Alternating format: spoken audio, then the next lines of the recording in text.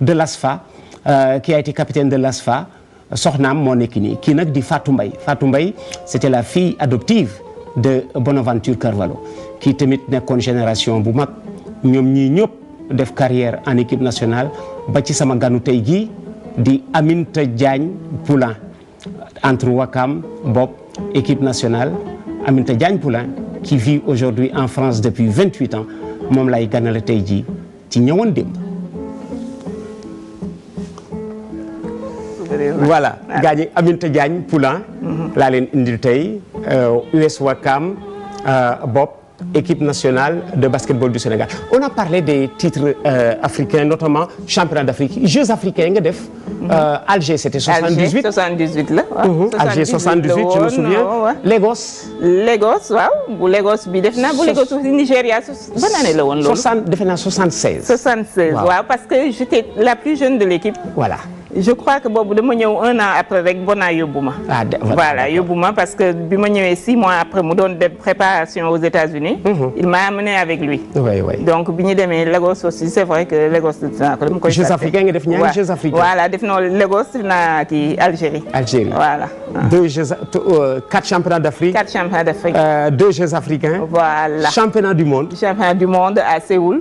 def naa championnat du monde à Séoul. Et là war nañ def Jeux olympiques bi mais en fin de compte. man dama demoon et puis après il y a eu des soucis il me semble au niveau national bu Séoul bi. Voilà. Et on avait fini 2e il me semble équipe nationale du Sénégal. Voilà. Alors Poulain yaa ngi en France depuis quand? maa ngi France depuis août 83. 83 ba léegi. En fait je me suis mariée très jeune à 22 ans. Et puis demande ak Cheikh sama jëkkër. Voilà depuis on a habité côté Drôme bi pendant 1 an et depuis on habite dans le sud de la France à Hyères. Côté Marseille Toulon voilà. Alors yow basketteuse ton mari basketteur à l'ASFA ngeen dem en France bi ñu dem maa ngi ne ñooñu bu ñu demee daañu jouer. Est-ce que joué ngeen dañuy di joué naa lu yàgg moi j'ai joué jusqu'à 35 ans. Mais j'ai privilégié ma formation personnelle, ma vie familiale. Donc j'ai joué peut-être à 2e division 3-4 ans. Après ma dem di jouer benn 4e division pour mën a toppatoo sama famille ak yooyu. J'avais ma fille, donc là on a continué de jouer avec mon équipe ñu yéeg ba national 2. On a continué, j'ai joué jusqu'à 35 ans. Où ça en France où? J'ai joué à Voiron. Et après j'ai joué à Hyères, à Toulon. Et après à Carqueiranne, une petite ville qui est juste à côté de Hyères. C'est là où je travaille d'ailleurs, à côté de Hyères en ce moment. Mais Poulain, Lyon yi dañu leen di reprocher reconversion bu raté. C'est-à-dire ñu ci bare bu ñu joué ba pare rek allez. daal di ranger wu. C'est vrai que xam nga lu ko indi yéen temps bi ngeen di joué. bi ngeen ñëwee en équipe nationale ay entraîneur u góor rek ngeen fa fekk. Waaw loolu rek lañ fa fekkoon nga dëgg la. Alors comme daaw leen gis jigéen. Mayite dajewu leen.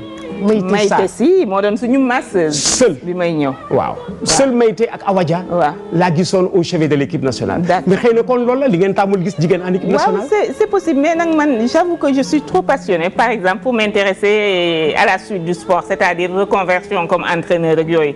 Je savais que je pouvais pas le faire. dama passionnée et puis je privilégiais de faire autre chose. Pourquoi? Parce que formation bi da nga impatiente. Dama impatiente et puis bu nit di jouer j'ai envie de rentrer sur le terrain. Oui. Loolu la. bi ma demee fële fi ma doon jouer on m'avait demandé de prendre les cadettes je les avais pendant 2 ans. Et bon on avait de très bons résultats mais j'étais trop passionnée pour être entraîneur. Ba pare c'était pas vraiment ma vision des choses. Moi c'était une époque de ma vie une période bu nga xam ne def naa ko je me suis beaucoup épanouie. bi ma demee France j'ai voulu faire une autre formation dem def beneen liggéey en dehors du sport quoi. Mais on est quand même resté dans le milieu mon mari était dans le milieu il bossait dedans et tout donc voilà. Alors Aminata Diagne Poulain le nom vous est familier Ouakam Bopp équipe nationale du Sénégal 3 fois championne d'Afrique meilleure basketteuse africaine en 1983 c'était en Angola mais distinction bu mel noonu Poulain nga joué championnat d'Afrique ba pare. perdre la finale ñu ni la yaay meilleure joueuse bettoon na la. mais j'étais dégoûtée d'ailleurs dama ñu woo la di la jox récompense mais bëggoo ci dara parce que dañu jooy ba sonn ndax perte bi et puis on avait perdu bêtement. Tu refaisais le match dans ta tête. woo la di ma wër je me souviens très bien Ndeye Loum moo ñëw jël si ma parce que j'étais dehors. bi ñuy def cérémonie bi. ni may jëw ñi ngi lay wër fu nekk yow yaay meilleure joueuse bi bon ça m'a plu. Personnellement ça m'a plu mais sans plus parce que boo demee def yooyu que tu viennes avec une récompense pour toute l'équipe. Voilà. moo gënoon que ngay am juste yow sa récompense parce que tu t'es distingué. Je me suis distingué, mais à la limite ça n'a servi à rien. Voilà, consolante, c'est une consolante. Voilà léegi xam nga yéen a ngi ci 28 ans dimanche ak moom Aminata Diagne Poulain. Évidemment tout à l'heure maa ngi naan leen dafa dem en France très jeune en compagnie de son mari ñoom ñaar ñëpp basketteur. Cheikh Sylla vous l'avez vu jouer à l'ASFA avec ñoom Mamadou Diop. waaw Pouy Faye moo leen doon entraîné. Voilà. Équipe bu ASFA bu dëgg. Voilà Badji. Bassirou Badji.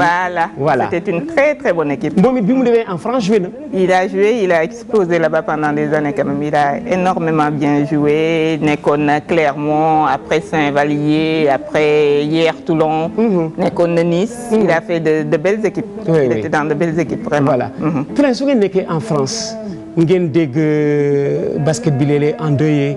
On a perdu Lune Diop, on a perdu Ibou Diagne, on a perdu Ousmane Ndiaye, Bonaventure Carvalho. Dana metti ci yéen su ngeen toogee foofu di dégg loolu. Oui, nous on en parle pendant des jours et des jours parce que ce sont des gens qui ont marqué le basket sénégalais.